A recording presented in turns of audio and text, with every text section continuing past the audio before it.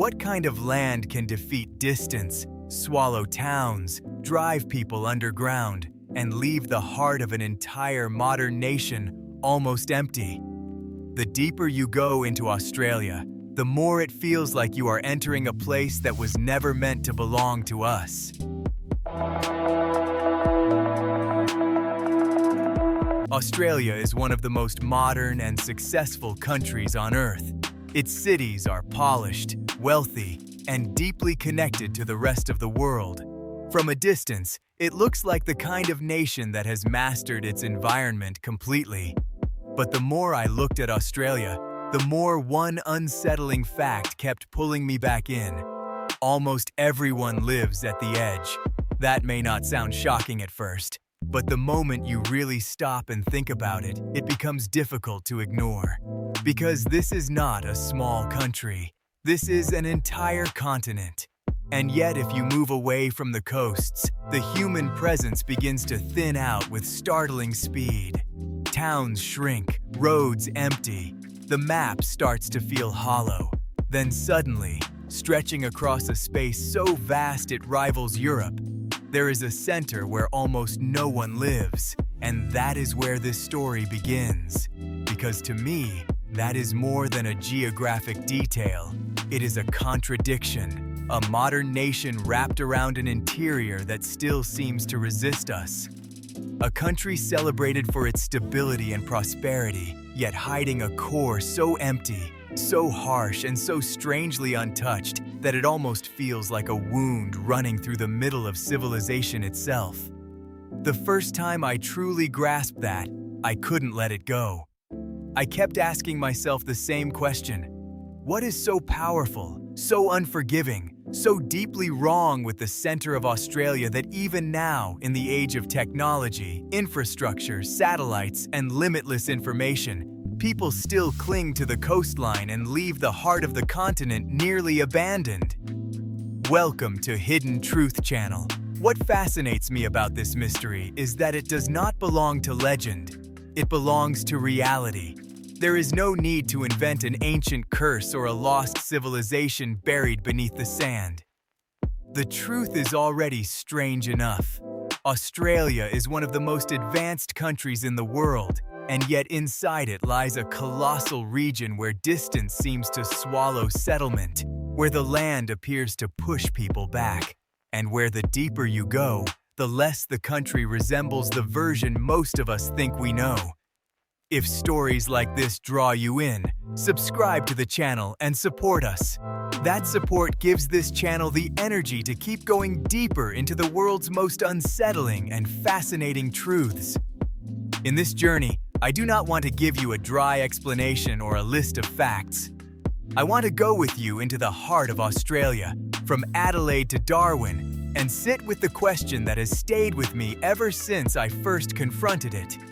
Why does so much of this continent remain so lightly inhabited? Why did so many people try to stay and fail? And why does the emptiness at the center of Australia feel like more than emptiness, as if the land itself has been quietly reminding humanity for generations that not every place can ever truly be conquered?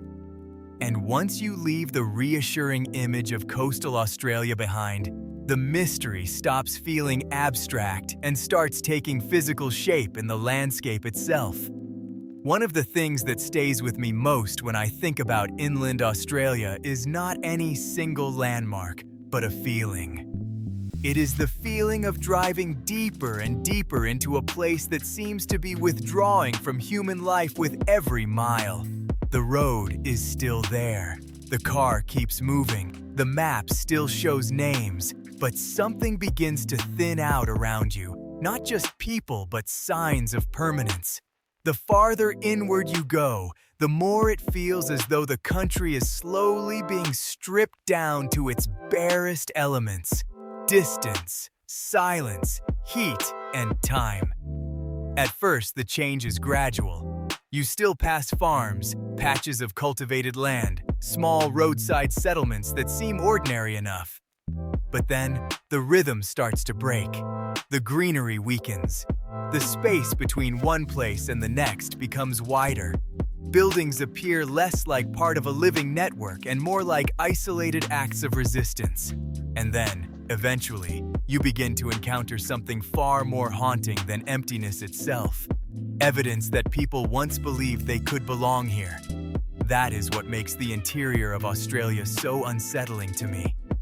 It is not a blank space on the map because nobody ever cared to cross it. It is full of traces left behind by people who tried to stay. People who built homes, opened businesses, laid rail lines, hauled supplies, imagined futures, raised families, and for at least a little while convinced themselves that this harsh interior could be turned into ordinary human space. In many ways, that is more disturbing than untouched wilderness. Wilderness does not disappoint anyone. Failed settlement does. Farina is one of the clearest examples. Today it sits as a ghost town in the desert, quiet and exposed, like a memory the land never fully erased. But once, Farina was alive with the confidence that every young town carries. There were streets, train activity, workshops, hotels, pubs, and the daily habits of people who expected continuity. They did not build it as an experiment in futility. They built it because they believed this place had a future. That belief is what gives ruins their emotional force. Every abandoned doorway, every broken wall, every empty structure is a record of human expectation colliding with a reality stronger than it first appeared. And in Farina's case, the reality was mercilessly simple. Rain became less dependable. Wells ran low, the soil dried out. The environment that had seemed difficult but manageable revealed itself to be unstable at its core. Life became harder, then harder still, until the town began to empty. One person leaves, then another, until what was once a settlement becomes a warning. I think that is why ghost towns affect us so deeply. They are not just dead places. They are proof that optimism can be defeated by geography. From there, the journey north along the Stuart Highway begins to feel like an education in scale. On a map, it is just a line connecting Adelaide to Darwin, a neat vertical route through the center of the continent. But in reality, it feels like a thread pulled across immensity. At first, the last familiar signs of settled land remain visible, but they do not last. Soon, the green fades, then even the sparse vegetation begins to disappear. What remains is red earth, radiant heat, and a horizon so constant it begins to feel almost oppressive. The land does not need dramatic mountains or violent storms to overwhelm you. Its power comes from repetition, from the way it keeps going and going and going, as if human time means nothing to it. And then, in the middle of that stillness, the Outback reveals details so strange they almost feel symbolic. Wild camels appear where you least expect them, moving through the heat like misplaced creatures from another continent. They are real, of course, and their presence tells its own story about adaptation, abandonment, and how imported solutions can become permanent parts of a landscape no one fully controls. Elsewhere, old telegraph lines and decaying infrastructure remind you that people once tried to stitch this vast interior together with communication and transport, as if connectivity alone could domesticate it. Long fences cut across the land in seemingly endless lines, suggesting that even here, where there is so much empty space, human beings felt the need to divide, defend, and hold boundaries against forces larger than themselves. That is why I do not see Central Australia as simple emptiness. It feels more like a field of unfinished arguments between people and place. Every abandoned town, every road, every fence post, every rusting remnant says the same thing in a different form. This land was approached with confidence, effort, and determination, and still it refused to become easy. And the deeper you go, the more clearly you begin to understand that what surrounds you is not just isolation.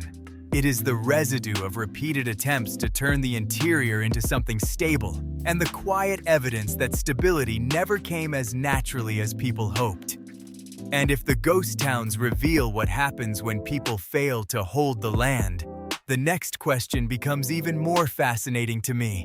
What does life look like when people refuse to leave and instead learn to survive by bending themselves to the rules of the outback?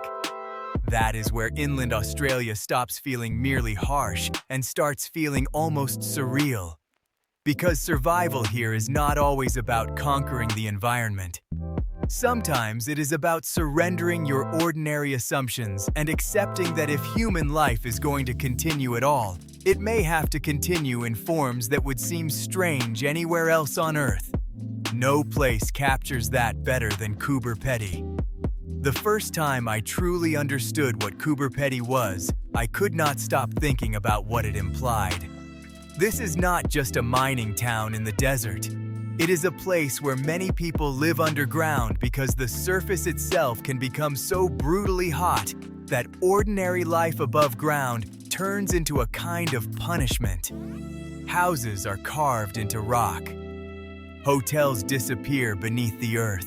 Churches, living rooms, hallways, and daily routines all continue in spaces hollowed out below the burning crust of the continent. And the more I thought about that, the more it struck me that Coober Pedy is not simply unusual. It is a confession. It is human civilization admitting, in the clearest possible way, that the surface of this land is sometimes too extreme to live on comfortably. There is something deeply symbolic about that. In most places, going underground is associated with hiding, mining, shelter, or escape. But here, it becomes domestic life. It becomes adaptation on a civilizational level. You do not merely endure the outback, you negotiate with it. You step aside, you move beneath it, and in that decision, I think we can see something essential about the Australian interior. This is not a place that welcomes human comfort. Comfort has to be carved out of it, often literally. What makes the town even more striking is the contrast between what happens below the surface and what waits above it. The land around Coober Pedy looks wounded, excavated, and restless.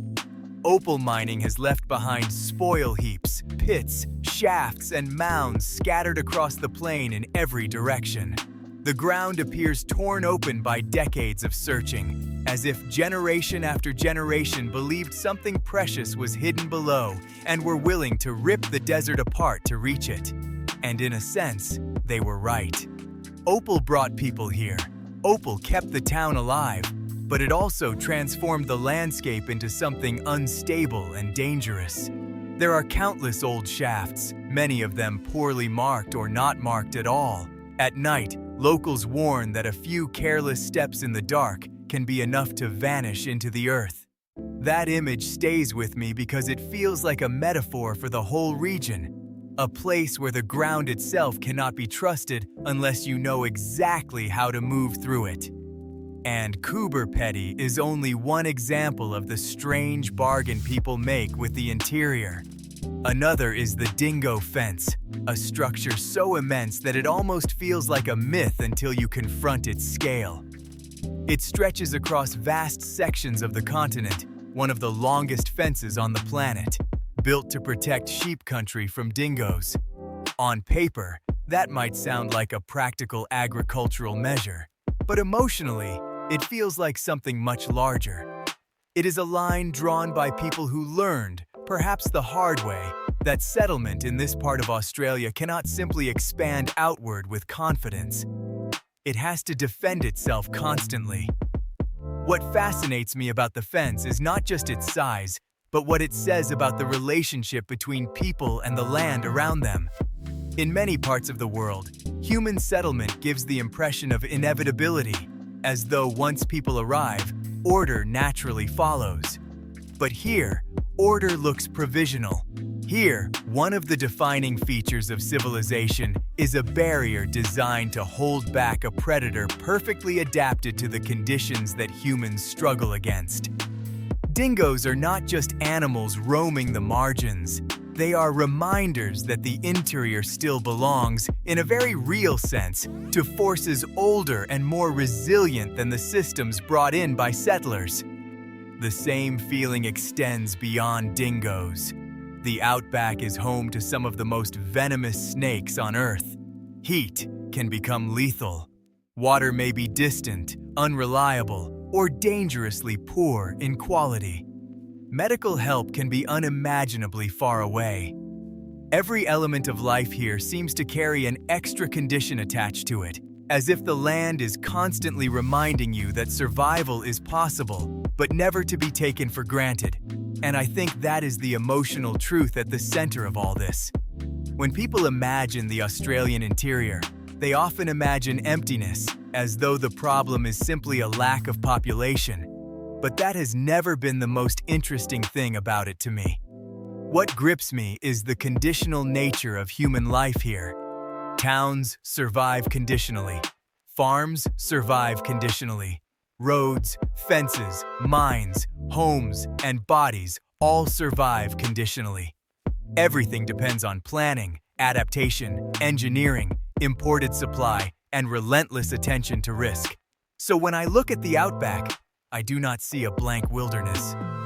I see a place where human beings have managed to remain present, but only by accepting terms they did not write. And even after all that adaptation, all that ingenuity, all those defenses and compromises, the interior still carries another layer of unease.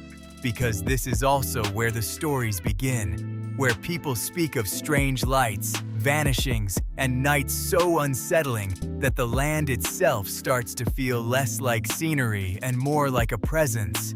And once a landscape forces people to live this conditionally, it does something else as well. It begins to work on the mind. That, to me, is where Central Australia becomes more than harsh geography and starts to feel genuinely unsettling. Because danger in the outback is not only physical, it is psychological. It comes from scale, from silence, from the overwhelming fact that once you are deep enough inside that interior, the ordinary human sense of proportion begins to falter. Distances stop feeling measurable in the usual way. Time stretches. Landmarks lose meaning. And the longer I sit with that thought, the more I understand why this region has produced not only survival stories, but stories that hover on the edge between reality and myth. Some of those stories begin with something painfully simple. People disappear. I do not mean this in a cheap or theatrical sense. I mean that remote Australia is so vast, so thinly populated, and so unforgiving that a person can vanish with frightening ease. A road, a mechanical failure, a wrong turn, a few bad decisions under heat and exhaustion, and suddenly the land becomes larger than the search for you. That is one of the things I find most disturbing about this place. In a city, disappearance feels like an event. In the outback, it can feel like absorption, as though the landscape itself has a way of erasing the trace of human intention. That alone would be enough to leave a mark on the imagination. But then you arrive at one of the strangest layers of the Australian interior, the Min Min lights. I have always been careful with stories like these because I think mystery becomes less interesting the moment we start pretending certainty. And yet, I cannot dismiss the power these accounts have held over people for generations. In parts of outback Australia, especially around isolated regions in Queensland, witnesses have long described strange glowing lights appearing at night over the plain. Bright spheres, floating lights, low, silent, watchful. Sometimes they seem distant, sometimes they seem to follow. Sometimes they approach a traveler's vehicle, linger for a while, and then vanish into darkness as suddenly as they appeared. Science, of course, offers possible explanations: refraction, temperature inversions, layers of hot and cold air bending distant light into something uncanny. And perhaps that is exactly what the Min Min lights are. In fact, That explanation may be entirely correct. But what fascinates me is that even a correct explanation does not remove the emotional force of the phenomenon. Because the real story is not only about the light itself, it is about the environment in which the light is seen. In a crowded place, an unexplained light might become a curiosity. In the outback, it becomes something else. It becomes charged with isolation, charged with vulnerability, charged with the feeling that the world around you has stopped behaving in ways your mind can easily contain. That is why I think these stories endure.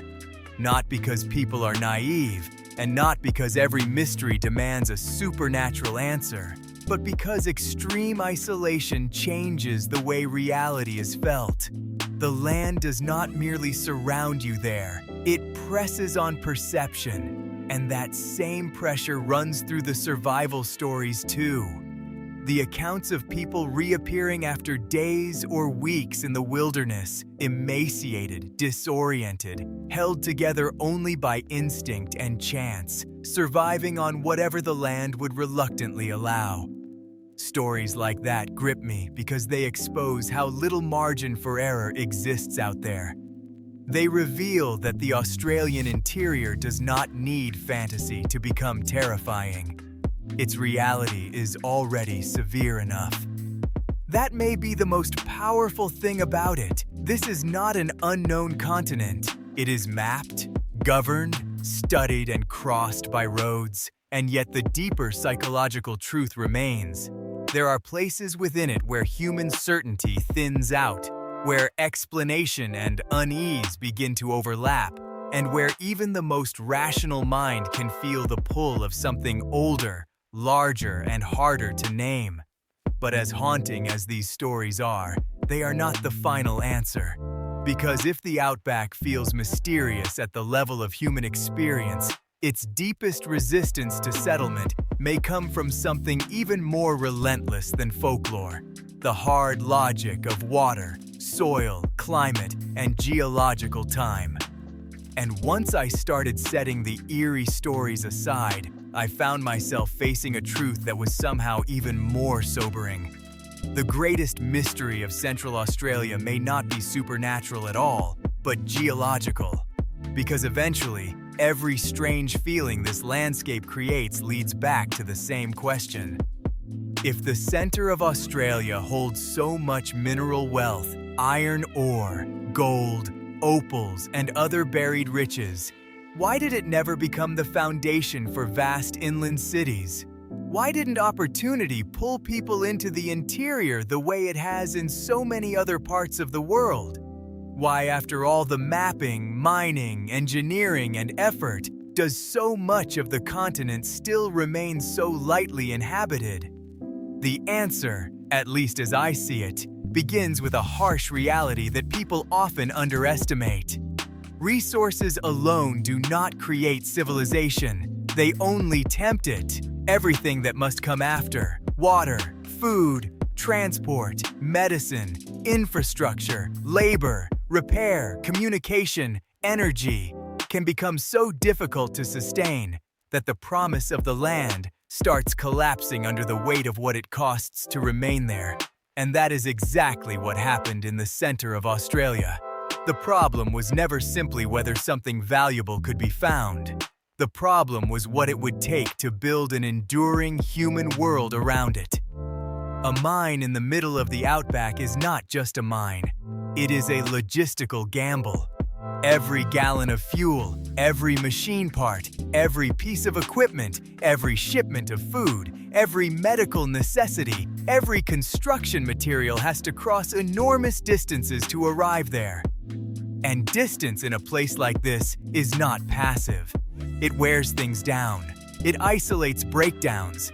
It punishes interruption. A supply line that looks manageable on paper becomes something far more fragile when laid across extreme heat, drought, flooding, and emptiness. That is why remote Australia did not simply produce settlements. It produced settlements that always seemed to live one disruption away from crisis. Even the existence of air-based medical services says something profound about the nature of life here. In many parts of the world, remoteness is an inconvenience. In the Australian interior, it becomes an organizing principle.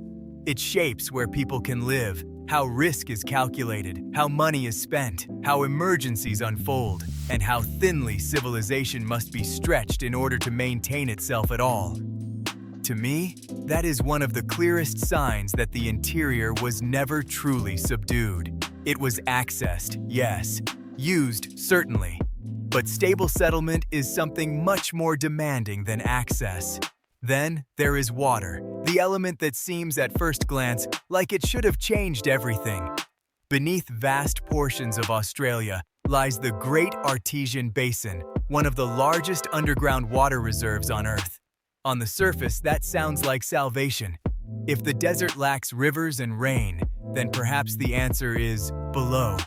Perhaps the center was never truly dry. Perhaps it only needed to be tapped. But that hope, like so many others in this story, turns out to be only partial. In many places, the water that rises from deep underground is not the simple gift people imagined. It can emerge hot, sometimes startlingly so, carrying the weight of immense geological time. It is often loaded with salts and minerals after lying beneath the continent for millions of years. That means it may exist in abundance and still fail to serve as easy drinking water or reliable support for agriculture. And I think there is something almost tragic in that. To drill into the earth at last, to strike water in the heart of the desert, and then to discover that even this answer comes with conditions. Even this solution asks for more engineering, more cost, more compromise. But the deeper I looked, the more I realized that even water is only part of the story. The more unforgiving answer lies in the land itself. Australia is geologically ancient, one of the oldest and most tectonically stable landmasses on the planet. At first, that sounds almost noble, like the mark of something enduring. But in ecological terms, age can be a burden. Over immense spans of time, without the same kind of geological renewal seen in younger, more active regions of the world, soils become exhausted. Nutrients are leached away. Phosphorus, nitrogen, potassium, the basic ingredients that sustain fertile landscapes, are gradually stripped out. What remains can be mineral-rich in the deep subsurface and yet astonishingly poor at the level where plants must live. That is one of the cruelest ironies in the entire Australian story. Great wealth below, sterility above. And even if generous rain suddenly came, they would not solve that problem on their own. Fertility is not created by water alone.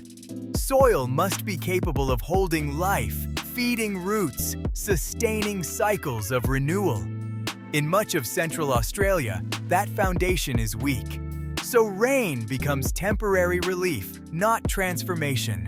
It passes over a land that cannot easily turn moisture into permanence. Then comes the role of geography in the atmosphere above the continent. Along the east, the Great Dividing Range intercepts moisture moving in from the Pacific. The coastal side receives the benefit. The interior receives the shadow. By the time the air masses move beyond that barrier, much of their life-giving moisture has already been lost. The land farther inland becomes drier, harsher, more vulnerable to evaporation than to renewal. Rivers can weaken, disappear into lowlands, or fail to become the kind of dependable arteries around which major civilization normally grows. The map may show a continent, but climate has already divided it long before people did. And layered over everything is instability. El Niño and other climatic patterns make rainfall deeply unreliable. Drought can persist for years, not as an exception, but as part of the rhythm of the land. Then, when rains finally come, they may arrive violently, too hard, too fast, flooding and vanishing without building long-term security. That is what makes this landscape so emotionally arresting to me. It is not merely dry, it is unpredictable. It offers hope, withdraws it, then offers it again in forms that do not last. So when I step back and look at the whole picture, what I see is not a single reason, but a system of resistance. Exhausted soils, difficult water, massive distance, harsh heat, climatic instability, ecological danger, supply lines stretched across emptiness. Everything converges toward the same conclusion. Central Australia did not remain lightly inhabited because nobody tried hard enough. It remained lightly inhabited because permanence here demands a price so high that even a modern society cannot erase it completely. And maybe that is why this subject stays with me. Because beneath all the science, all the geography, all the explanations that make perfect sense, there is still a feeling that lingers. In the center of one of the modern world's most successful nations lies a vast region that has been crossed, fenced, mined, studied, and mapped, and yet still has not truly yielded to the human desire for easy permanence. To me, that is the real hidden truth of Australia's interior. Not that it is unknown, and not even that it is mysterious in some supernatural way, but that it remains one of those rare places where reality itself is enough to humble us. A place that reminds us that modern civilization, for all its power, still has edges. And sometimes, those edges are not at the borders of a country, but at its very heart. So in the end, what stays with me about Australia is not just its beauty, and not even its danger. It is the humbling contradiction at its center. Here is one of the most modern, organized, and prosperous nations on Earth, and yet at its heart lies a vast interior that still refuses to become fully human in the way we expect. People crossed it, mapped it, mined it, fenced it, studied it, and tried to settle it. They built roads through it, dug into it, searched beneath it, and adapted themselves to survive inside it. And still, the deeper truth remained the same. This land could be used, but never easily possessed. To me, that is what makes the Australian Outback so powerful. It is not empty because it has no value. It is empty because it demands too much. It asks too much of water, of soil, of distance, of the human body, and even of human confidence. And maybe that is why it lingers in the mind long after the facts are explained. Because it reminds us that not every mystery comes from superstition. Some mysteries come from reality itself, when reality is so vast, so harsh, and so indifferent that it forces us to see our limits clearly. Australia's interior is one of those places.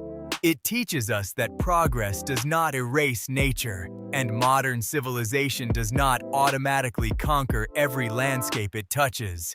Some places still push back. Some places still set their own terms. And perhaps the most unsettling truth of all is that the center of this great continent has never really been waiting for us. It has simply existed on its own terms all along. The deeper lesson I think we should take from this is simple but profound. Not everything in life is meant to be dominated by force, speed, or ambition alone. Some realities must be understood before they can be faced wisely. In our own lives, we often act like every problem can be solved by pushing harder, moving faster, or refusing to stop. But the story of Central Australia suggests something more mature. It reminds us to respect limits, read conditions carefully, prepare before acting, and understand the nature of what we are dealing with instead of assuming the world will always bend to our will. That lesson applies everywhere. Career decisions, money, health, relationships, and even personal goals. Sometimes success is not about forcing permanence where it cannot last. Sometimes wisdom is knowing where to build, how to adapt, and when to stop fighting reality in the wrong way. If we learn that, we make better choices, waste less energy, and live with more clarity. So here's a simple question for you. Do you think Australia's empty center is explained mostly by geography? Or do you feel there is still something about it that remains psychologically mysterious? Please share your thoughts in the comments so everyone can read different perspectives and join the discussion. And if you enjoyed this journey, subscribe to the channel and support us so we can keep bringing you more powerful and thought-provoking stories in the next videos.